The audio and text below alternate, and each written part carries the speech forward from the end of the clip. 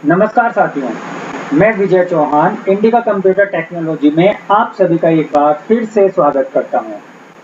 साथियों, tally subject में last lecture में यानी कि लेक्चर 2 में मैंने आप सभी को टैक्सेस के बारे में नॉलेज दी थी, जिसमें GST, VAT, excise duty, CST आदि टैक्सों के बारे में मैंने आपको बताया समझाया था। मेरे पास कुछ स्टूडेंटों का मैसेज आए हैं जो कह रहे हैं कि सर एक बार जीएसटी को और टैक्सेस को और क्लियर कर दीजिए तो ज़्यादा अच्छा होगा।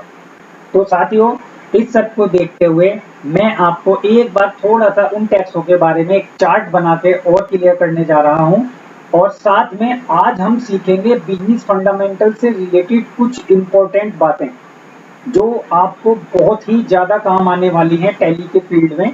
यानी आप चाहे कोई सीए हो या कोई अकाउंटेंट हो, और अपने पर्सनल लाइफ में भी ये सब चीज़ें, जैसे आपने ईएसआई सुना होगा, प्रोफेशनल टैक्स सुना है आपने, इसके साथ में जो ईपीएफ है, आरओसी है, रजिस्टर ऑफ कंपनी, ईएसआई होता है, तो इन सब चीज़ों को जानेंगे। ठीक है साथियों, तो सबसे पहले हम टैक्सेस को थोड़ा सा क्लियर करते हैं दोबारा से, फिर आगे चलते हैं।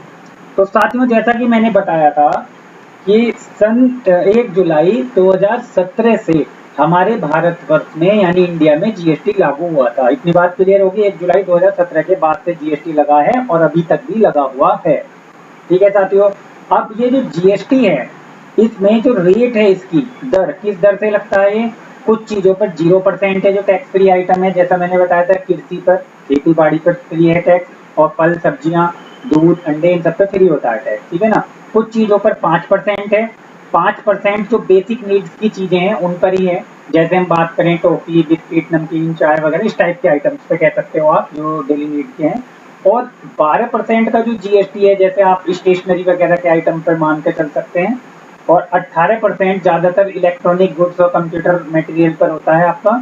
और जो 28% है लग्जरी में जो भी आइटम आ जाता है, जो आपके कॉस्टली आइटम होते हैं, जैसे एसी है, कार है आपका, या लैपटॉप वगैरह, इस टाइप के आइटमों पे 28%। ये तो मैंने एक छोटा सा एग्जांपल दिया है, वो तो लाखों चीजें हैं, सब पर यही दर अप्लाई होनी है। अच्छा, कुछ जगह पर जैसे प्रॉपर्टी वगैरह है, गोल्ड है, वहां पर 2% 3% की दर से भी जीएसटी लगता है, लेकिन वो रेयरली केस है। ज्यादातर ये 4 दर ही आपको मिलने वाली है। ठीक है साथियों, अब दूसरी बात आती है कि ये जो जीएसटी है वो उसमें कौन आ जाता है उसके दायरे में, किसको लेना होता है जीएसटी नंबर। तो साथियों, मैं बता देना चाहता हूं कि जब हमारे राज्य में जीएसटी नहीं लगा था, हमारे देश में जीएसटी नहीं लगा था, तो उस समय लोकल में अपने राज्य में, अपने क्षेत्र में सेल परचेज करने पर वैट नाम का टैक्स लगता था। और वो कब लेना होता था उसका रजिस्ट्रेशन नंबर, यानी वैट में अपने व्यवसाय को कब रजिस्टर्ड कराना होता था? When turnover is greater than 5 lakh, जब आपके व्यापार की सेल या प्रोडक्शन 5 लाख रुपए से ज्यादा का है। कब? एक वर्ष के दौरान।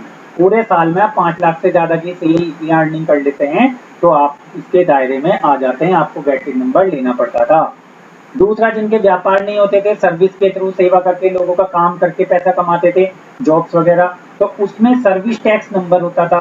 वो कब लेना होता था? When service is greater than 9 lakh, जब एक साल में आप 9 लाख रुपए से ज्यादा की सर्विस देते हैं, यानी 9 लाख से ज्यादा कमा लेते हैं, तो आप सर्विस टैक्स के दायरे में आ जाते थे। आपको अपने जो भी सर्विस सेंटर का नाम है, चाहे आप कोई डॉक्टर, इंजीनियर, कोचिंग सेंटर है, तो आपको उसका सर्विस टैक्स नंबर लेना पड़ता था।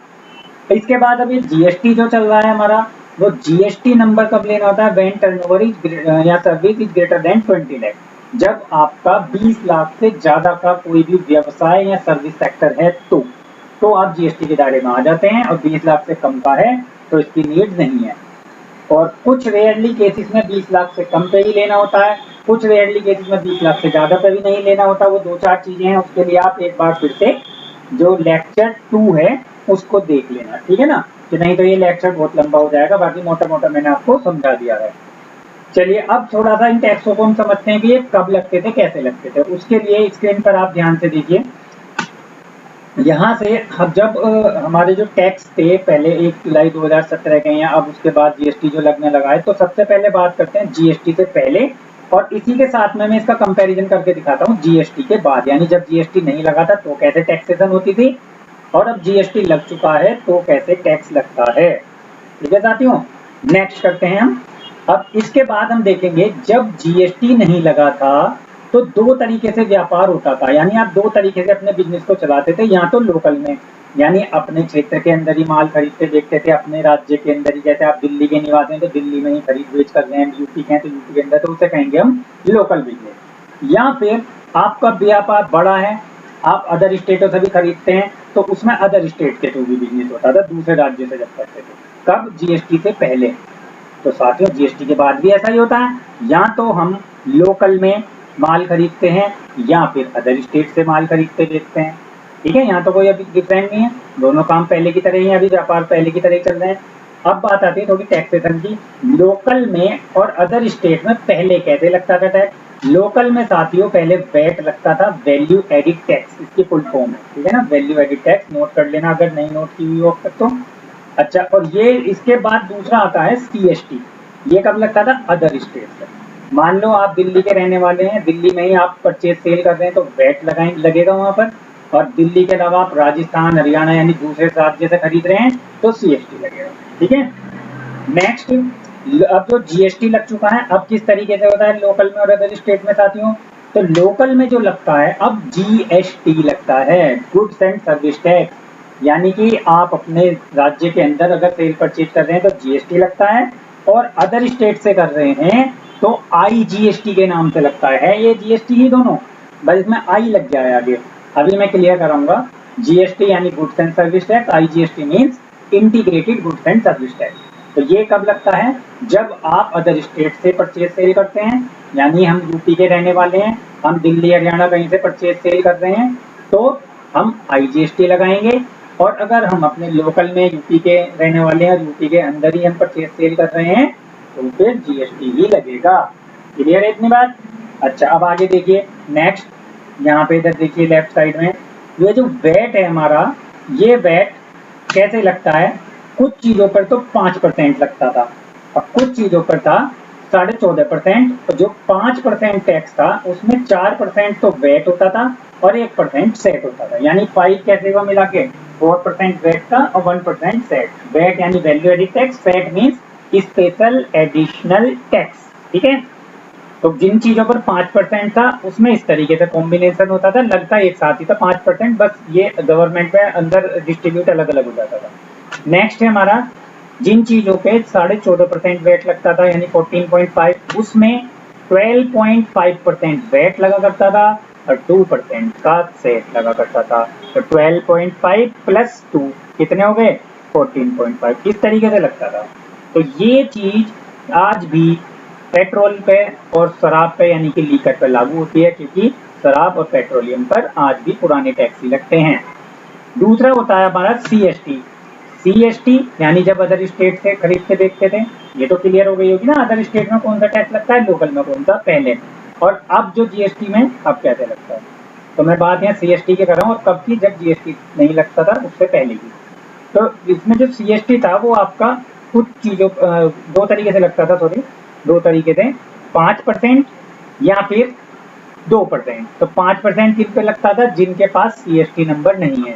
मान के चलो आप यूपी के रहने वाले हैं और राजस्थान से माल खरीद कर ला रहे हैं, दूसरे राज्य से, राजस्थान से, और आपने सरकार से सीएसटी नंबर नहीं ले रखा, तो आपको 5% का टैक्स देना होगा। ठीक है ना, मान लो 1 लाख का माल है तो 5% बैठता है, 5,000 रुपए टैक्स देना होगा। ये टैक्स सेंट्रल गवर्नमेंट का होगा। ठीक है ना। अच्छा, अगर किसी दूसरे बंदे ने, मान लो उसने सीएसटी नंबर ले रखा है सरकार से और वो बाहर राजस्थान से माल खरीद रहा है 1 लाख का, तो उस पर 2% लगेगा। यानी जिसके पास सीएसटी नंबर है उसे 3% की छूट मिल जाती थी, 3% की रिबेट मिल जाती थी। 5% की जगह कुल 2% टैक्स देना होता था।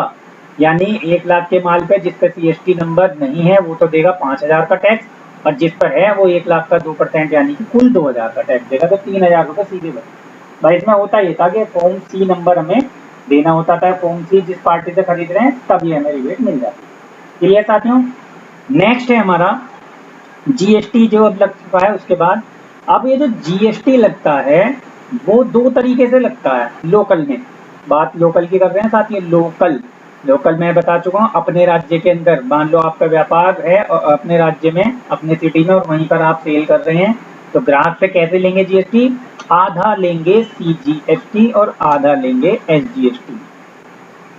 CGST means central goods and service tax, SGST means state goods and service tax. मान के चलो एग्जाम्पल के तौर पे किसी प्रोडक्ट पर 12% का जीएसटी गवर्नमेंट ने डिसाइड किया हुआ है कि 12% जीएसटी लेना है सेल परचेज पर।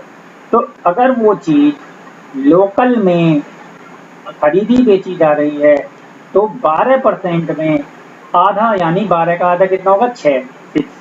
तो 6% तो सीजीएसटी लगेगा और 6% एसजीएसटी लगेगा 12 ही। 6 + 6 यानी 12% लगेगा। अब ये सीजीएसटी होता है सेंट्रल गवर्नमेंट का टैक्स, यानी आधा जो 6% है वो केंद्र सरकार को जाता है और आधा जो 6% है वो स्टेट गवर्नमेंट को, राज्य सरकार को जाता है। ऐसे ही किसी चीज पर 28% जीएसटी है और वो लोकल में, बात लोकल की है, लोकल में बिक रही है तो 14% यानी आधा 14% जो है सीजीएसटी लगेगा और आधा 14% क्या लगेगा? एसजीएसटी। इस तरीके से दो जगह डिवाइड हो जाता है। 5% तो 2.5 हो जाएगा लोकल में। बहुत सिंपल बात है, लोकल में होता है आधा आधा। और वही माल आप अदर स्टेट से खरीद बेच कर रहे हो।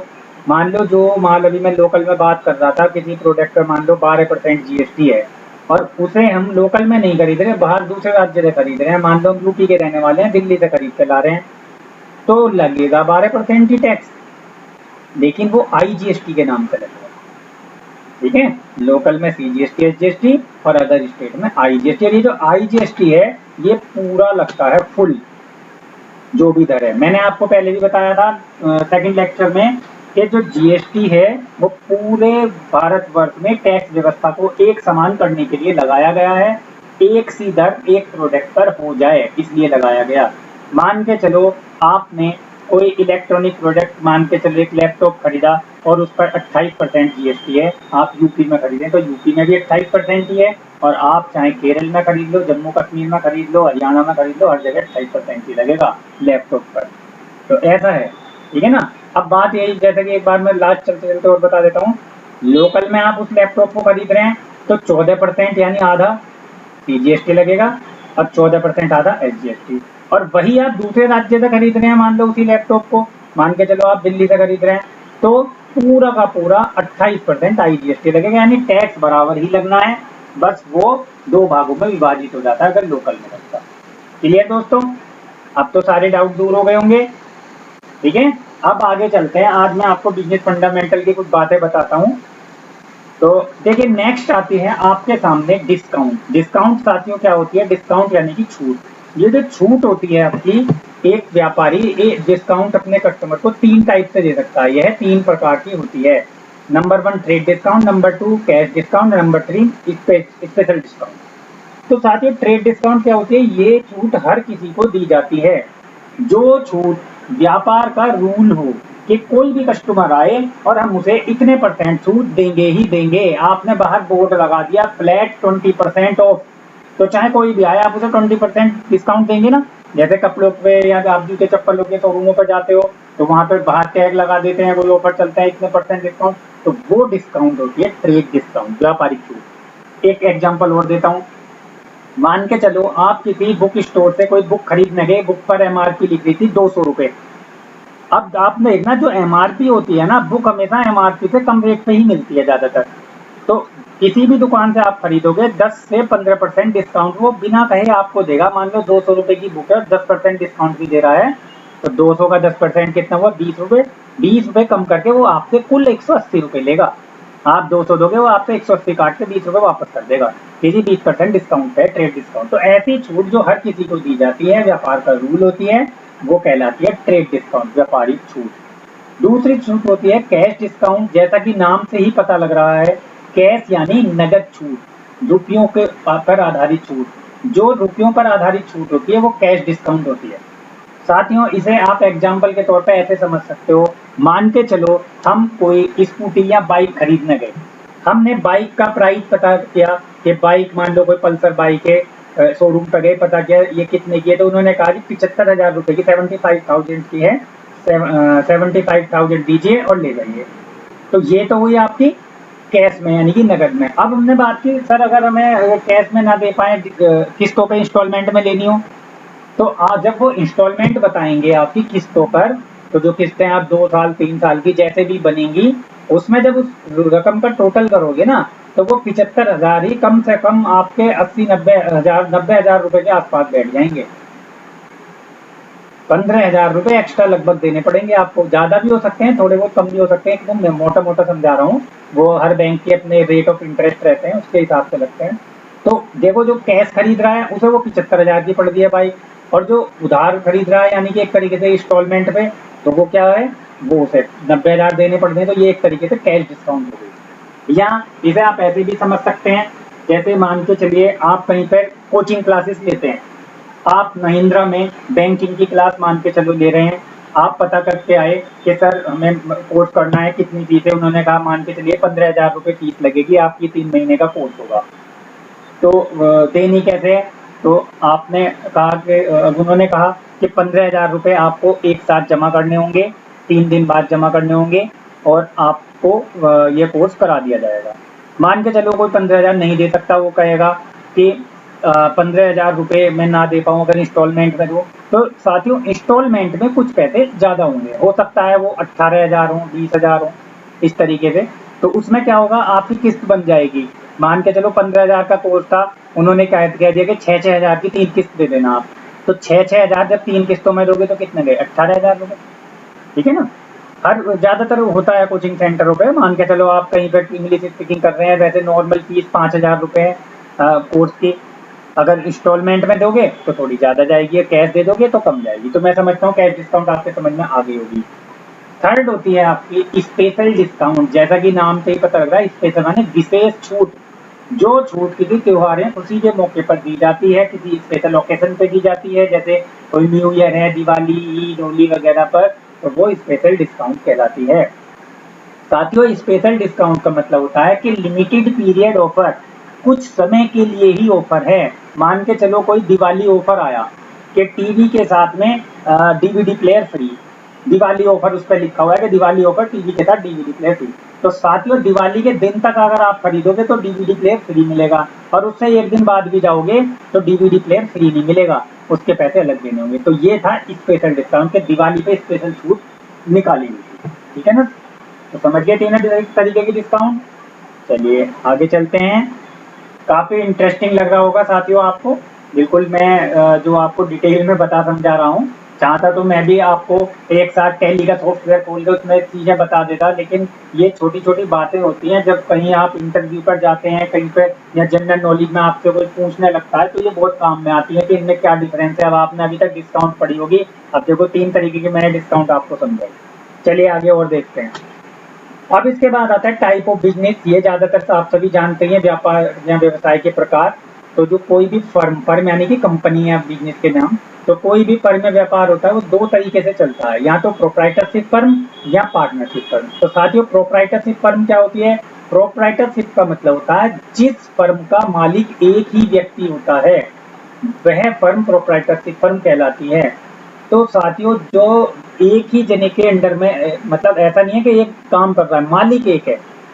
जो भी बिजनेस में प्रॉफिट एंड लॉस होगा उसका जिम्मेदार एक व्यक्ति ही होगा, उसी को वो झेलना पड़ेगा प्रॉफिट लॉस। तो वो होती है आपकी प्रोप्राइटरशिप फर्म। जैसे मान लो आप अपना अकेले बिजनेस करने लगते हैं, तो आपकी प्रोप्राइटरशिप फर्म में प्रोप्राइटरशिप बिजनेस कहलाएगा। ठीक है साथियों? और ये जो प्रोप्राइटरशिप बिजनेस होता है, इस पर पर्सनल टैक्स देना होता है। पर्सनल टैक्स ये आपका इनकम टैक्स में आप समझेंगे। मैं 1-2 लेक्चर बाद इनकम टैक्स का चैप्टर आपको बनाऊंगा, इसमें आप देखना। तो इनकम टैक्स में आपके 2 तरीके के टैक्स होते हैं, पर्सनल टैक्स या आपका फर्म टैक्स। तो पर्सनल टैक्स होता है जैसे एक आम आदमी पे लगता है, तो उसमें क्या होता है, डिस्काउंट रिबेट वगैरह रहती है कि मान लो 2.5 लाख तक की अगर आपकी सालाना इनकम है तो उस पर आपको कोई टैक्स नहीं देना। 2.5 लाख से 5 लाख के बीच में इनकम है तो उस पर आपको 5% टैक्स देना। इस तरीके से होती है, मैं समझाऊंगा आगे। तो ये पर्सनल टैक्स होता है जिसमें रिबेट मिलती है, या आपकी इनकम पे आधारित रहता है। इतना कमाओगे तो इतना टैक्स दोगे, इतने से ऊपर कमाओगे तो उस पर इतना ज्यादा टैक्स दोगे। ठीक है? दूसरा होता है पार्टनरशिप फर्म आपकी आती है प्रोप्राइटरशिप फर्म के बाद। तो नाम से ही पता चला, पार्टनरशिप यानी कि साझेदारी फर्म। इसे कहते हैं हिंदी में एकाकी फर्म। एकाकी यानी एक मालिक हो जिसका, और इसमें साझेदारी जिसमें साझेदार हो। तो जिस फर्म में 2 से अधिक मालिक, 2 या 2 से अधिक कह सकते हो, 2 भी हो सकते हैं, 2 से ज्यादा भी मालिक होते हैं, तो वह फर्म पार्टनरशिप फर्म कहलाती है। और जो पार्टनरशिप फर्म होती है उस पर जो देना होता है ना, वो साझेदारी फर्म का फर्म टैक्स देना होता है। साथियों, फर्म टैक्स क्या होता है? जिसमें कोई रिबेट यानी छूट नहीं होती। ठीक है, उसमें क्या होता है, जैसे मैंने अभी ऊपर पर्सनल में बताया था, कोई एक व्यक्ति अकेला 2.5 लाख तक कमा रहा है तो उसे 0% टैक्स है, उसे टैक्स नहीं देना। लेकिन अगर वही पार्टनरशिप फर्म है, 2 लोग मिलकर अब एक पार्टनरशिप फर्म बना के उस पर काम कर रहे हैं, उसमें उन्होंने 2.5 लाख कमाए, तो उन्हें टैक्स देना पड़ेगा। तो जो भी टैक्स की दर होती है हर साल बजट में चेंज होती रहती है, तो उतना टैक्स देना होगा, यानी इस पर रिबेट यानी छूट नहीं होती है टैक्स में।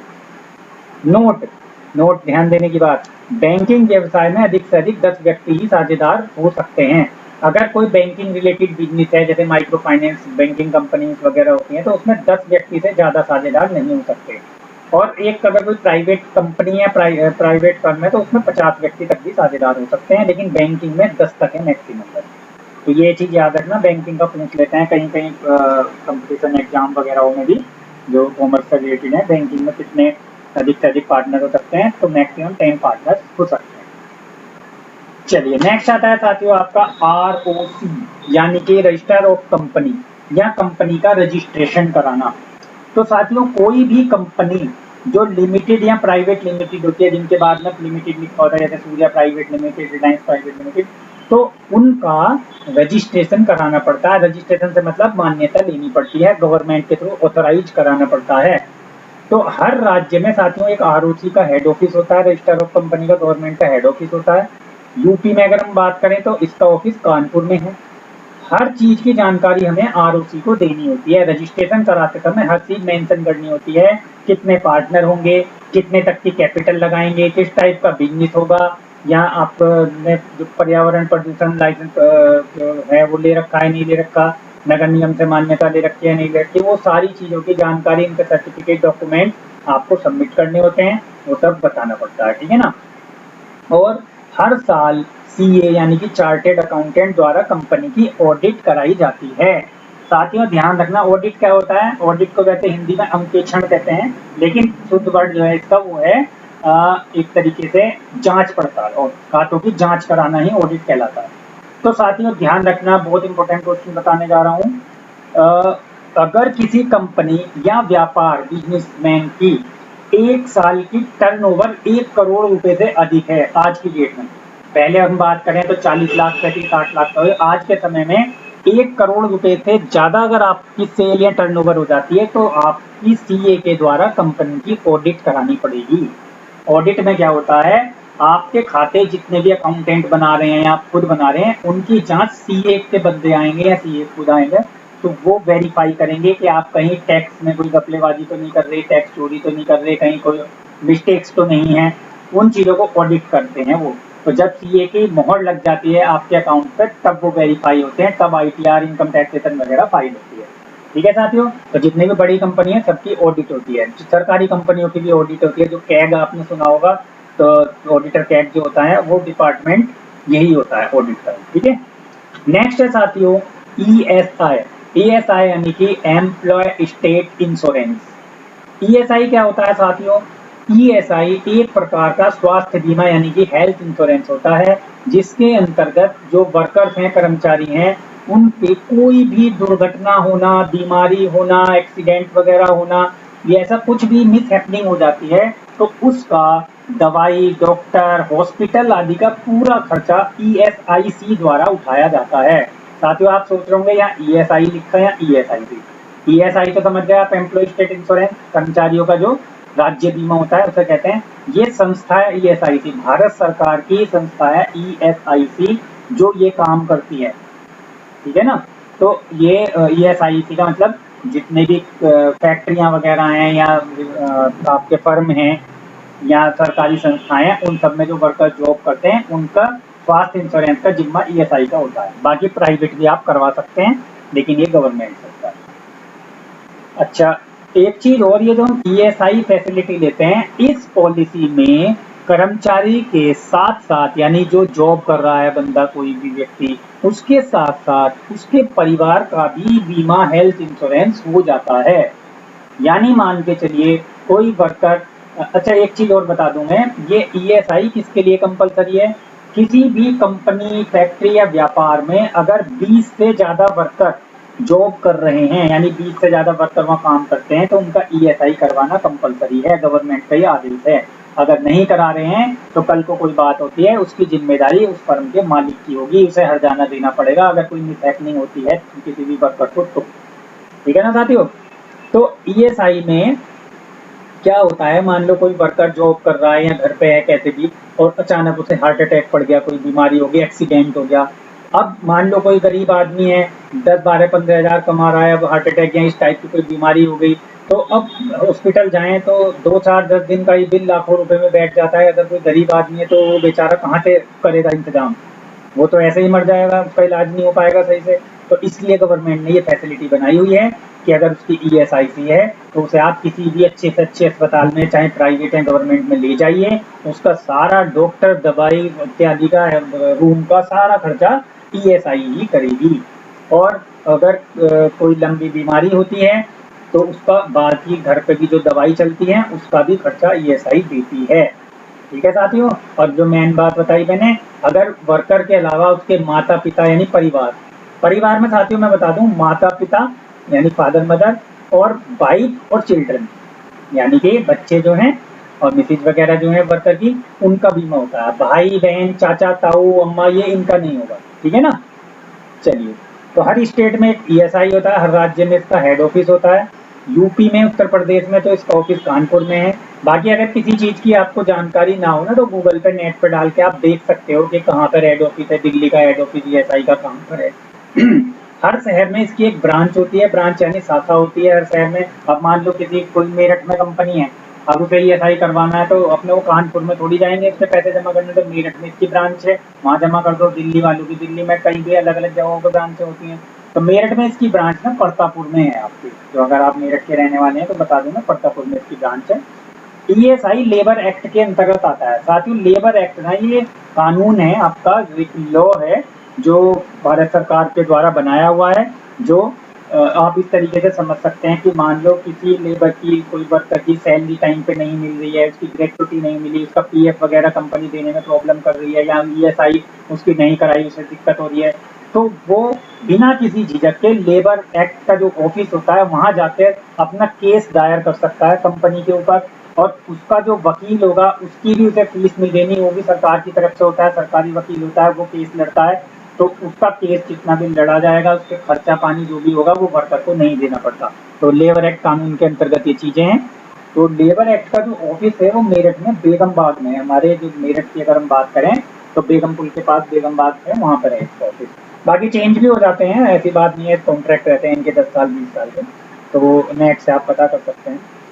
ईएसआई के लिए अगर आप किसी को ईएसआई की फैसिलिटी लेनी है, कोई एम्प्लॉयर है यानी कोई फैक्ट्री या कंपनी है, तो उसके लिए हमें हर महीने 6.5% की दर से चार्ज देना होता है, तब मिलती है फैसिलिटी। यानी कि किसी भी वर्कर की को आप ये फैसिलिटी देना चाह रहे हैं तो उसके लिए ईएसआई में हर महीने उसकी सैलरी का 6.5% जमा करना होगा। आपकी सैलरी का 6.5% ईएसआई में देना होगा। अब ये साथियों जो 6.5% मैंने बता रहा हूँ ना, 6.5% ऐसा नहीं है कि मालिक ही देता है इसे सारा या कोई वर्कर की सैलरी में से सारा कटेगा। इसमें 2 भागों में डिवाइड हो जाता है। इस 6.5 यानी 6.5 में 4.75 यानी 4.75% जो कंपनी का मालिक है वो देगा, अगर सरकारी कंपनी है तो वो देगी, और 1.75% वो वर्कर की सैलरी में से कटेगा। यानी 1.75 जो होगा वो सैलरी में से कटना है वर्कर की, वो देगा, और जो 4.75% है वो देगी कंपनी। तो 4.75 प्लस 1.75 इजिकल टू 6.5% आपके टोटल ऐसे जमा करना होता है। नोट साथियों ध्यान देना, नोट यह रिटर्नेबल नहीं होता। यानी ईएसआई में जितना भी पैसा जाता है उसकी कोई वापसी नहीं है। वापसी से मतलब मान लो कोई वर्कर ने 20 साल जॉब की, उसे कोई ना बीमारी हुई ना उसके घर में किसी को कुछ हुआ, और वो कहने लगे जी मेरे तो लाखों रुपए ईएसआई में चले गए, 20 साल में मेरे वापसी दिलवाओ, 1 रुपया भी वापस नहीं मिलेगा। ये कोई लाइफ इंश्योरेंस नहीं है, जीवन बीमा नहीं है कि जीवन बीमा पॉलिसी पूरी हुई तो उसके पैसे मिलेंगे। ये हेल्थ इंश्योरेंस है। हेल्थ इंश्योरेंस के दौरान केवल आपके हेल्थ का कोई चोट चपेट बीमारी दुर्घटना का खर्चा होता है, वो भी जब होगी तो उसका कराया जाएगा, टूट फूट का खर्चे का जो मेंटेनेंस आएगा वो देगी कंपनी। और वैसे पूरी मान लो आप रिटायर हो गए, आपको कुछ हुआ ही नहीं तो कुछ नहीं मिलेगा इसमें आपको। ठीक है ना। चलिए नेक्स्ट आता है आपका लास्ट ईपीएफ। साथियों लास्ट है ये, इसके बाद फिर नेक्स्ट लेक्चर में मैं बताऊंगा। ईपीएफ यानी कि एम्प्लॉयज प्रोविडेंट फंड, ये सब आप जानते ही हो। पीएफ आपने सुना होगा, प्रोविडेंट फंड। ईपीएफ का अर्थ होता है भविष्य के लिए समायोजन करना या भविष्य को सुरक्षित रखना। अच्छा, होता क्या है साथियों, आपने देखा है कि कोई भी वर्कर, ज्यादातर अगर जॉब की बात करें तो 60 साल की उम्र में, 60 ईयर की एज में रिटायरमेंट होता है उसका। बाकी कुछ जगह कम ज्यादा भी है, लेकिन ज्यादातर 60 है। तो साथियों मान के चलो कोई वर्कर 60 साल की उम्र में रिटायर हुआ, बुजुर्ग हो गया वो तो 60 साल की उम्र में। अब उसके बाद 60 साल की उम्र के बाद वो अपना खर्चा जीवन यापन कैसे करेगा? तो उसके लिए गवर्नमेंट ने ईपीएफ की व्यवस्था कर दी है। तो क्या है कि जब से भी उसकी ज्वाइनिंग होगी, यानी जब से उसकी नौकरी लगी होगी, तब से हर महीने जितना भी वो कमाएगा उसका 12%, 12% उसकी सैलरी में से काट लिया जाया करेगा। और बैंक में एक ईपीएफ अकाउंट, यानी पीएफ अकाउंट भी कह देते हैं शॉर्ट में, बैंक में एक प्रोविडेंट फंड खाता खुल जाता है। वो 12% जो रकम उसकी काटी जा रही है सैलरी में से, उसमें जमा कर दी जाती है। ठीक है ना साथियों? तो हर महीने ये ऐसा चलता रहता है। जब भी वो अपना रिटायरमेंट लेता है 60 साल की उम्र में, तो वो लाखों रुपया पैसा इकट्ठा हो जाता है, 20 लाख, 50 लाख, 1 करोड़, जिसकी जैसी सैलरी। भाई मान लो किसी की 20,000 रुपये मंथली सैलरी है, किसी की 50,000, किसी की 2 लाख रुपये मंथली है, तो उसका वैसा ही पीएफ 12% कटता है, किसी परसेंटेज है। तो उतने पैसे उसके बाद में जब वो रिटायरमेंट लेता है वो वापस मिल जाते हैं, तो उनसे वो अपने आगे का जीवन यापन कर सकता है। क्योंकि साथियों आज के समय में जो पहले पेंशन हुआ करती थी, अगर हम आर्मी को, मिलिट्री या सेना को छोड़ दें, तो उसे छोड़कर सब में से सारी जो भी वैकेंसी है उसमें से पेंशन खत्म कर दी गई है। तो जो फंड जो लाखों रुपए मिलेगा उससे अपने आगे का जीवन यापन वो वर्कर कर सकता है। इसलिए ये फैसिलिटी है। क्योंकि अगर मान लो ऐसा काटेंगे नहीं और रिटायरमेंट हो गया, वर्कर अपना खर्च करता रहा सारा, तो बाद में क्या उसके कौन जिम्मेदारी लेगा? ठीक है ना, समझ गए? अच्छा, एक ध्यान देने की बात, एक पॉइंट देखिए, ये जितना 12% तो वर्कर की सैलरी में से कटता है, तथा 12% मालिक देता है, 12% वर्कर की सैलरी में से कटता है। ठीक है, तो मान के चलिए, एक एग्जाम्पल दे रखा है मैंने, किसी वर्कर की सैलरी 20,000 रुपए है, 20,000 रुपये मंथली वो कमा रहा है। तो 20,000 में 12% हर महीने, यानी 20,000 का 12% निकालोगे आप, 2400 रुपये तो ओनर देगा, कंपनी का मालिक वो दिया करेगा। और 12% 2400 रुपये वर्कर की सैलरी में से, यानी आपको खुद देंगे या आपकी सैलरी में रखेंगे। तो 2400 तो आपके कट रहे हैं, 2400 मालिक दे रहा है, अगर सरकारी कंपनी है तो सरकार दे रही है। तो कुल मिला के 2400 प्लस 2400 बराबर 4800 रुपये आपके पीएफ में जमा होंगे। और साथ ही में सैलरी बढ़ती भी तो रहती है। आज आप 20,000 पे ज्वाइन हुए हैं, कल को आपको 30,000 होगी, 50,000 रिटायरमेंट के टाइम पे 1 लाख तक भी पहुंच जाएगी। तो उस हिसाब से ये आपका बढ़ता रहेगा। तो जब रिटायरमेंट होंगे लाखों रुपए मिलेंगे उसके, उनसे फिर अपना आगे का काम होता है जो भी। चलिए नोट साथियों, नोट है यह रिटर्नेबल होता है, यानी वर्कर अगर बीच में कोई जॉब छूट जाती है उसकी, छोड़ना चाह रहा है, तो उसका जो भी ईपीएफ में पैसा है वो बाद में वापस मिलता है। रिटायरमेंट होगा तो रिटायरमेंट के बाद वापस मिल जाता है। और इस पर गवर्नमेंट सबसे ज्यादा लगभग 7 से 9% के बीच में ब्याज देती है। ये ब्याज जो इंटरेस्ट है वो एनुअली है, यानी सालाना ब्याज, महीने का नहीं है। एक साल में इतना ब्याज मिलता है साथियों। अब ये आप सोच रहे होंगे ब्याज बहुत कम है, कम नहीं है ये। अगर आप बैंक में सेविंग अकाउंट, जो आपका बचत खाता होता है उसमें पैसे जमा करते हैं ना, तो सरकारी बैंकों में 3.5 से 4% का ही साल का ब्याज मिलता है उसमें। अगर आप एफडी करते हो, फिक्स डिपॉजिट, जो 5 साल 10 साल के लिए पैसा आपका फिक्स हो जाता है, तब कहीं उसमें जाके 6, 6.5%, 7% ब्याज मिलता है। वो भी सीनियर सिटीजन है तो उन्हें थोड़ा ज्यादा मिल जाता है, आधा % के आसपास। तो उससे तो ये काफी ज्यादा है। ठीक है ना। और ये 7 से 9 मैंने इसलिए लिखा है क्योंकि बजट में हर साल गवर्नमेंट का इसका प्रावधान होता है, कभी कम हो जाता है, कभी ज्यादा, कभी 9 था, कभी 9.5 भी था। लेकिन आज के समय में फिलहाल थोड़ा कम चल रहा है, क्योंकि 2 साल से तो कोरोना का वो है, तो गवर्नमेंट का कुछ लोड है, तो इंटरेस्ट हो सकता है इसमें इस बार भी कम मिले। ठीक है साथियों। तो लेकिन ध्यान रखना साथियों, ये जो पीएफ की व्यवस्था है ये एम्प्लॉय के लिए, वर्करों के लिए, व्यापारी या दुकानदार के लिए नहीं है। आपका व्यापार है तो आपका पीएफ अकाउंट नहीं खुलने का। हाँ, एक रास्ता है, फिर उसके लिए गवर्नमेंट ने फैसिलिटी बनाई है ईपीएफ की जगह PPF. P for public, P for provident, F for fund. तो उसे पब्लिक प्रोविडेंट फंड कहते हैं। पीपीएफ अकाउंट आप अपना पोस्ट ऑफिस में, बैंक में खुलवा सकते हैं, लेकिन उसमें बस ये है कि जो मालिक देता है ना वो तो कहीं से मिलना नहीं, बस आपके 12% ही मिलेंगे। यानी और उसमें भी ऐसा नहीं है कि 12% आपका कोई इनकम कर रहे हो, जितना आप उसमें जमा कर लें। और मेरे ख्याल से लगभग 1 साल में आप 1.5 लाख रुपए से ज़्यादा जमा नहीं कर सकते उसके अंदर, यानी 1,50,000 तक साल में जमा कर सकते हो, चाहे कभी 10,000 कर दिए, कभी 5,000, कभी 20,000 कर दिए, या एक मुश्त 1.5 लाख ही कर दिए।